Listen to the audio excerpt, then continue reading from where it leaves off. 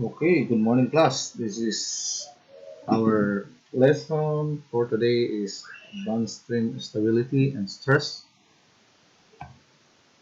Our competence on this subject is control stream stability and stress. Our TUP is understanding of fundamental principles of ship construction and the theories and factors affecting stream and stability and measures necessary to preserve trim and stability.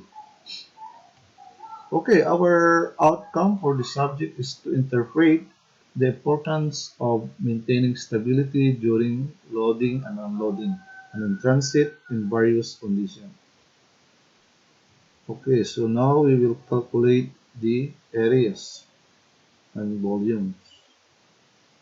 Our areas of waterplane and similar figure using extension of Simpson rules. Approximate calculation of areas and volume. Since a ship is uniformly built about the center line, it is only necessary to calculate the area of half the waterplane and then double the area found to obtain the area of the whole waterplane. So in short, first we have to calculate the half ordinates of a certain ship and we will multiply by 2 or double it in order to obtain the whole area of waterplane of a certain vessel when floating at sea. Okay? Okay, approximate calculation of areas and volume. So as you can see in our figure 10.1, it represents the starboard side of a ship, waterplane area. 2 and the area, the center line is divided into a number of equal lengths. Each which represent a meters in long. The length of each is called the common interval. So meaning common interval is the equal uh, area of that certain measurement of the whole or half ordinates or half breadths, no? Okay, the half breadths is A, B, C, D, etc. are then measured and each of these is called a half ordinate. Okay, as we can see just before. Okay, Simpson rule. First rule. Using Simpson first rule, this rule can be used to on areas when there are odd number of ordinates. Okay, take note odd number of ordinates. This rule we can use in order to calculate the area of the figure. 10.5. The area is H3A plus 4B plus C. Okay, if the common interval and the ordinates are measured in meters, the area found will be in square meter. Okay, so remember on our mathematics, when we are calculating the area, it should be, the answer will be in square meter, no? Because we are calculating two lengths, the length and the width. Let this rule now be applied to waterplane areas, such as that shown in figure 10.5 Bravo. Okay, on 10.5 Bravo, there are three areas. No? Area 1, Area 2, and Area 3. Okay. I will explain later what are the numbers showing below. No? These are the called combined multiplier or Simpson multiplier. Okay, the water plane is divided in three separate areas. Simpson first rule is used to find each separate area. So 1, 2, 3 area. No? 1, 2, 3 area. Okay, A plus 4B plus C, area 1. It's 3 plus C plus 4D plus 4E.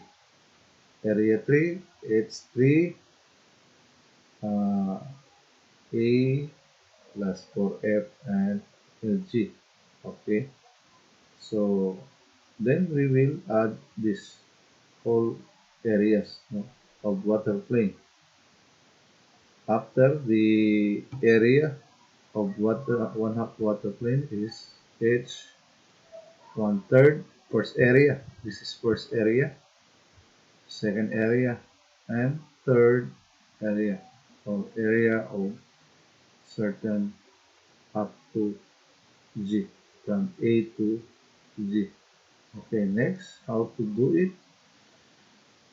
This is the form in which the formula should be used. Within the brackets, the half coordinates appear in their correct sequence from forward to up. The coefficient of the half coordinates are referred to as Simpson's multiplier, and they are in the form 1 for 2 for 2 for 1.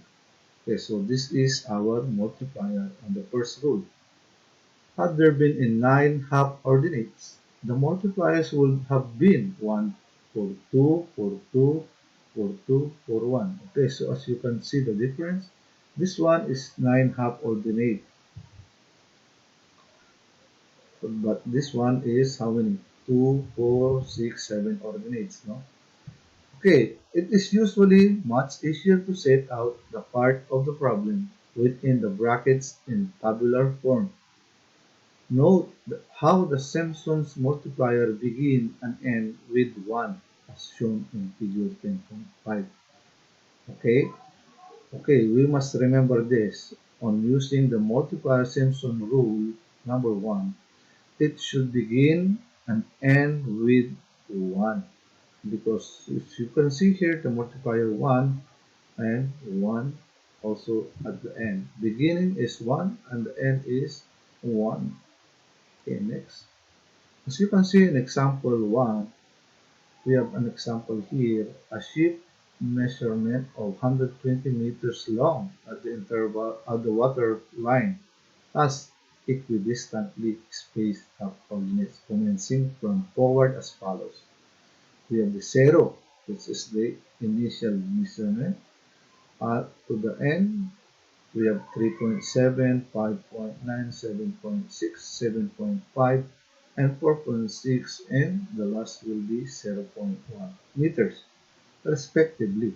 So our formula here is to find the area of water plane and the PPC at this level. Note, there is an odd number. So you can see there is an odd number there. So we will use the first rule, no, of ordinates in the water plane, and therefore the first rule can be used. Okay, here we are the tabulated numbers. No? So these are the ordinates. We will start from A to G. Okay, so this is the number, and this is the half of ordinates. You see it half because it is the half of the vessel. So now this is our Simpson multiplier, which is 1 for 2 for 2 for 1, beginning of 1 and end of 1. And the product of the two numbers will be called an area of function. So we multiply 0 multiplied by 1 is 0. 3.7 multiplied by 4 is 14.8. So forth and so on. Okay?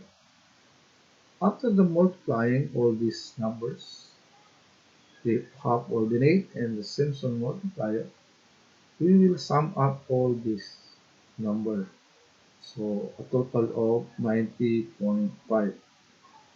Okay, next, after totaling, the sum up is used because it is a total using Simpson first rule. Okay, now we will calculate the common interval. How to calculate the common interval as shown in our formula. H is equal to, this is the length of the vessel, which is 120 meters. And the 6 is the area. 6 areas. No? As we go back on the previous page, 1 and 4 is first area, 4 to 2, second area, 2 to 4, 3 area, 4 to 2, fourth area, 2 to 4 is fifth area, and 4 to 1 is the sixth area.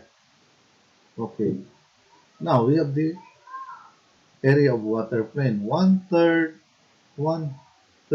multiplied by the common interval and the sum of area of function, then double it. As we can see in our first slide, we have to multiply by 2. And when we multiply 1/3 multiplied by 20 and the sum of the area of function multiplied by 2, we will come up with the answer of area of water plane, which is 1207 square meter. Okay, so as we can see in our previous presentation that we have to use the uh, presentation in square meter. Okay, now how to calculate the tons per centimeter? In our problem that we have to calculate is tons per centimeter in seawater. SW is seawater. Okay, area of water plane is 1207 square meter. Okay, or 1207. And the constant here below is 97.56. Oh, okay, so this is the answer. Tons per centimeter equal to 12.37 tons.